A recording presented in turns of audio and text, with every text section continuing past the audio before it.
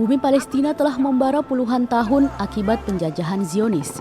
Serangan demi serangan brutal Zionis telah merenggut puluhan ribu nyawa warga Palestina.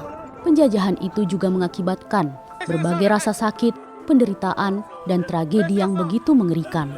Hak hidup kaum muslimin di Palestina direnggut. Mereka harus mengalami pengungsian, kelaparan, dan pembunuhan.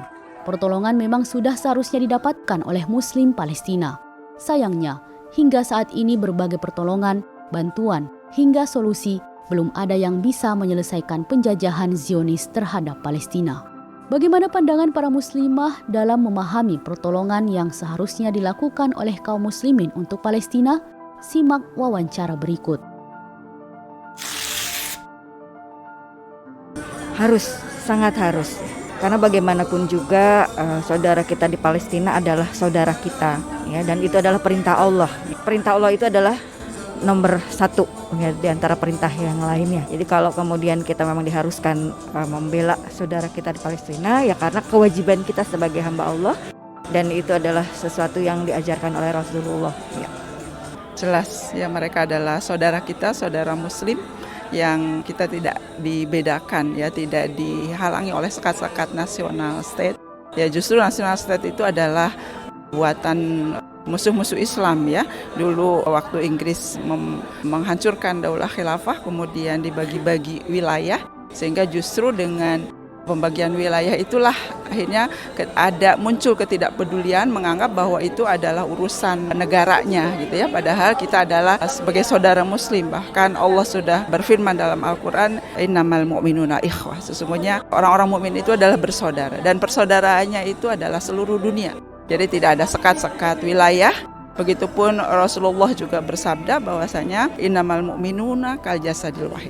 Bahwasanya orang mukmin dengan mukmin yang lain itu kal jasadil wahid, seperti satu tubuh, ya, sehingga ketika satu tubuh itu ada yang merasa sakit, ya, ketika dizolimi, ketika diintimidasi, ketika diperang, ketika diusir dari wilayahnya, maka saudaranya tentunya harus menolong.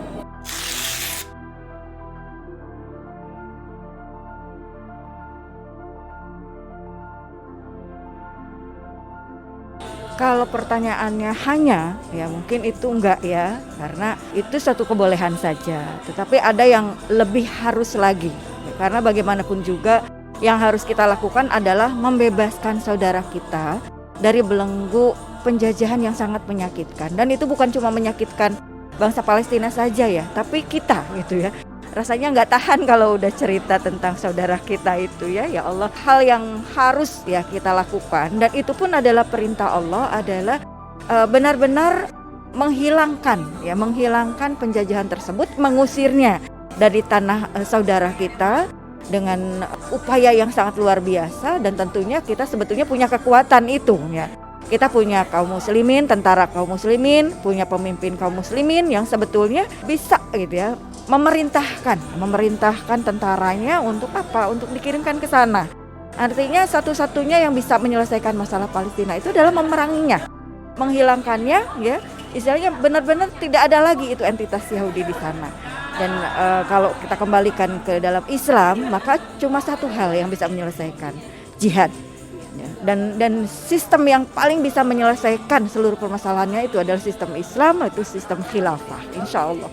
Ya, kalau doa kemudian boikot itu insya Allah kaum muslimin sepertinya sudah banyak yang melakukan, ya Mbak, ya. Dan itu kan dari tahun berdirinya negara Israel sampai sekarang ternyata belum tersolusikan, gitu, artinya belum terbebas wilayah Palestina dari jajahan Israel, sehingga ya saya berpendapat tidak cukup hanya dengan doa dan juga boikot. Jadinya doa dan boikot itu kan hanya aktivitas individu, ya, sementara kaum muslimin ini adalah satu, insya Allah punya kekuatan yang besar, yaitu jika kaum muslimin itu bersatu. Sehingga kita lakukan adalah mengusirnya, gitu ya. Dan mengusirnya itu siapa yang bisa mengusir? Yang mengusir itu adalah kekuatan yang besar lagi, karena Israel kita sudah tahu di belakang itu adalah negara adidaya Amerika, gitu ya. Sehingga yang mengusirnya, yang bisa mengusirnya itu juga haruslah negara adidaya juga. Siapa? Yaitu Daulah Khilafah.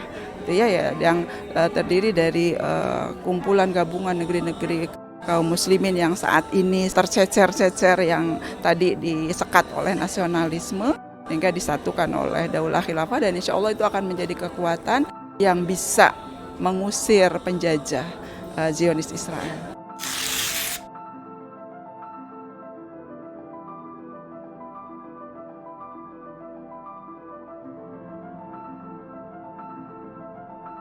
Kalau terkait dengan bolehkah kita mengikuti solusi-solusi Barat, sangat tidak ya. Karena bagaimanapun juga Barat memiliki kepentingan terkait dengan pendudukan pasukan-pasukan antek-anteknya dan siapapun ya yang memang mengikuti Barat untuk menghilangkan gennya Islam di muka bumi. Jadi kalau kemudian mereka menawarkan solusi apapun itu, termasuk solusi dua negara, itu sangat-sangat tidaklah masuk akal, absurd bagi kaum muslimin ya. Jadi kalau kita mengambil solusi dua negara, berarti kita mengakui penjajahan ya yang dilakukan oleh Israel. Kemudian juga kalau kemudian kita memilih yang lainnya pun itu ya, yang itu adalah solusi Barat atau gencatan senjata dan seterusnya, kita sudah tahu berapa kali kita dibohongi ya. Berarti kita masih terus saja mau ditipu gitu ya. Terus mau ditipu, terima lagi, ditipu lagi, dan itu satu hal yang sangat-sangat kita tolak seharusnya. Jadi kalau kemudian kita mau benar-benar menyelesaikannya, ya menegakkan Islam, ya tegakkan khilafah, ya, usir itu penjajah ya, dengan jihad. Ya. Cuma itu solusi satu-satunya. Insya Allah Allah akan memberikan pertolongannya sesuai janjinya. Insya Allah.